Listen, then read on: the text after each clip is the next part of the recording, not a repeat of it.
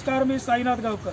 दर्शक हो, रत्नागिरीमध्ये आज रत्नागिरी रिफायनरी प्रकल्पाबाबत आपली भूमिका मांडण्यासाठी इकडचे स्थानिक जमीन मालक हे रत्नागिरीमध्ये एकत्र आलेत. काही स्थानिक जमीन मालक आपल्यासोबत आहेत, त्यांच्याशी आपण बोलणार आहोत. सर, आपलं नाव नेमकं काय नाही, आपण आलात कुठे? माझं नाव रमेश अनंत मांजरेकर, धोपेश्वर ग्रामपंचायतीमध्ये पंधरा गावचा रहिवासी आणि खांबराळी या धोपेश्वरमध्येच माझी जमीन आहे. प्रथमतः आधी आमचे महाराष्ट्राचे मुख्यमंत्री उद्धवजी ठाकरे साहेब यांनी आणि आमचे मोदी साहेब केंद्राचे पंतप्रधान यांनी मिळून आम्हाला ह्या प्रकल्पासंदर्भात त्यांनी जो आपला आज मान्यता दिलेली आहे त्यांचं आम्ही आधी प्रथम समर्थक सर्व आम्ही स्वागत करतो.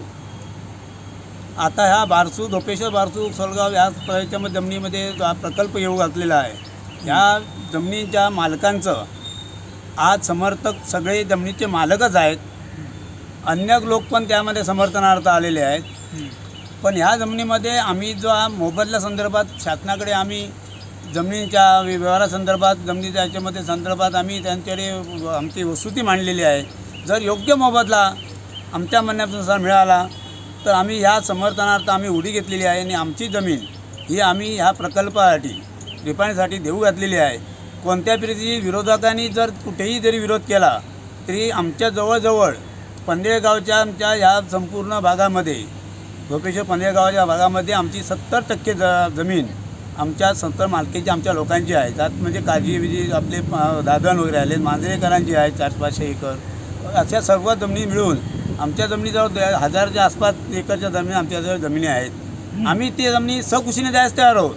परंतु आमचं असं म्हणणं आहे की जर शासनाला किंवा देशाचं हित जर याच्यामध्ये असेल आणि आमच्या या जमिनी आमच्या वाढवणी ठेवलेल्या जमिनी जर आमच्या या चांगल्या प्रकल्पाने द्यायचं असेल तर आमचं त्यांना आम्ही ते समर्थन आहे. मला एक सांगा, जमिनी तुमच्या आहेत, हजारोनी एकर जमिनी तुम्ही द्यायला, शेकडोनी एकर जमिनी तुम्ही रिफायनरी प्रकल्पासाठी द्यायला तयार आहात. म्हणजे विरोध करणारे नेमके कुठले आहेत? जे विरोध करणारे आहेत त्यांच्या 20 ते 30% लोक फक्त विरोध करणारे आहेत. त्याच्यामध्ये जमिनी 1-1, 2-2 गुंठे, 5-5 गुंठे, 10 गुंठेवालेच जमिनीवाले आहेत. आणि ज्यांचा जमीनचा काही संबंध नाही त्याच्यामध्ये निम्मे लोक त्याच्यामध्ये सामील आहेत. बरं, निम्मे लोक म्हणजे त्यांचा काही संबंधच जमिनीमध्ये नाही आहे. बरं, असे लोकच विरोध करत आहेत. पण त्यांचा एक विषयग्रह तुम्ही म्हणल्याप्रमाणे मगाशी म्हटल्याप्रमाणे की देवळामध्ये जाऊन नारळ द्यायचा, लोकांना भूलथापाळ करून लोकांना दबावाखाली लोकांपर्यंत आपल्याबरोबर खिचून घ्यायचं. जे समर्थन जमिनी मालक अन्य आहेत ते सुद्धा समर्थनामध्ये उतरलेले होते यापूर्वी. आता ते परत नारळावर हात ठेवून गावकऱ्यांना हो महाराजा म्हटलं की ते हो महाराजा पाटणा मांडणार, ही वस्तुस्थिती खरी आहे. माझ्या गावामध्ये मग तीच परिस्थिती आहे. परंतु आंदोलन करणार कोण? पंधरेगावामध्ये आंदोलन करणारा कोणच नाही आहे. पुढारी 4 लोक 5 लोक जमले असते, नाही असं नाही, जमू देत.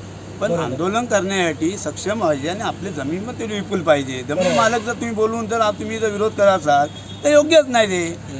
खरं तर ह्या सर्व जमीन मालकांशी बोलताना विरोधकांची जी विरोधाची भांडाफोड आहे, ही भांडाफोड खऱ्या अर्थानं हे जमीन मालक तिकडचे स्थानिक भूमिपुत्र हे करतानाचं चित्र आताच्या घडीला मात्र समोर येतं, एवढं निश्चित आहे. साईनाथ गावकर, कोकणशाही, रत्नागिरी.